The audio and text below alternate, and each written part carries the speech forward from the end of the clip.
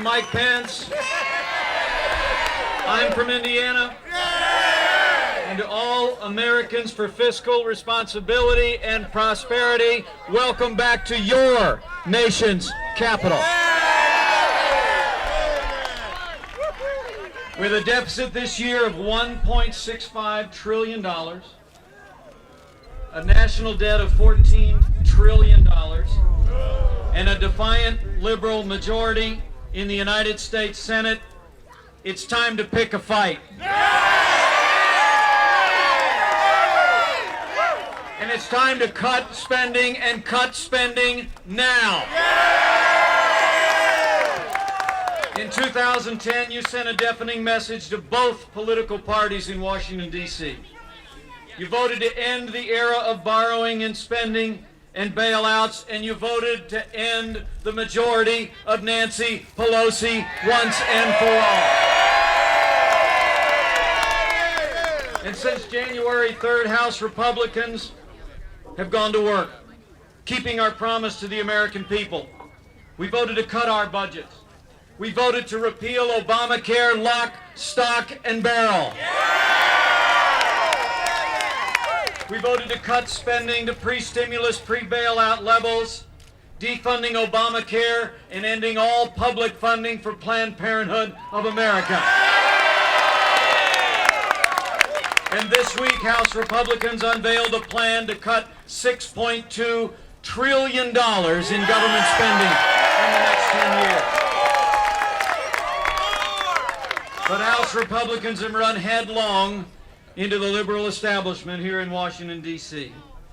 Harry Reid actually took to the floor of the Senate and said that our modest down payment on fiscal discipline was, quote, mean-spirited, reckless, irresponsible, defending the Cowboy Poetry Institute in Nevada.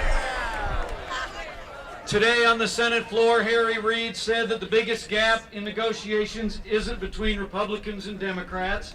He said it's between Republicans and Republicans. But let me assure you of this. The biggest gap in negotiations today is between liberal Democrats and the American people.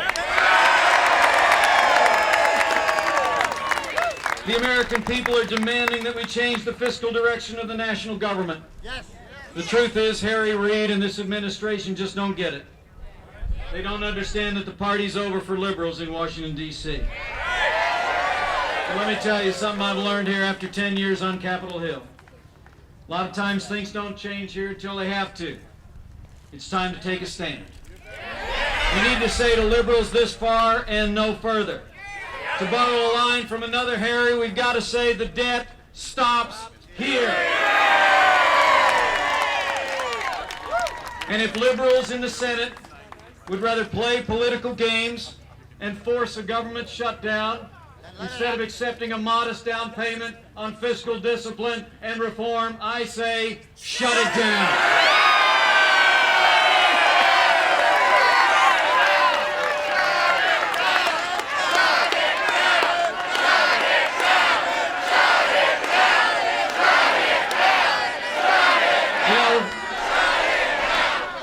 You know, the battle this week may just be a down payment on restoring fiscal discipline, but it's a start. It's a first step. To win a lasting victory for taxpayers, we do need to cut spending now. We need to win a victory for taxpayers this week in this year's budget. And that'll set the stage for a victory on the debt ceiling vote. It'll set the stage for a victory on the historic Ryan budget. And it will set us on a pathway toward restoring limited constitutional government for our children and our grandchildren. So the fight to cut spending is right here and right now.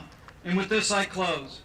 Republicans must show that we're worthy of this moment, that we're equal to this crisis, that we were willing to face this sea of red ink, to stop and turn and square down on behalf of the American people, the liberal establishment in Washington, D.C. So let's put the political establishment on notice on this historic hill. Your days of dominance in our nation's capital are coming to an end. The American people are back in charge.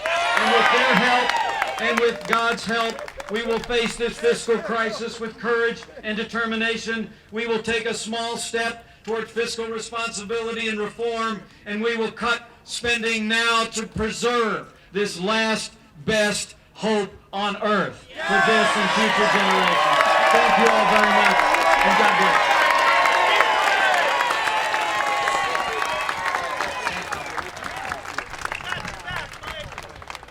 You know, along with Paul Ryan's great, bold, audacious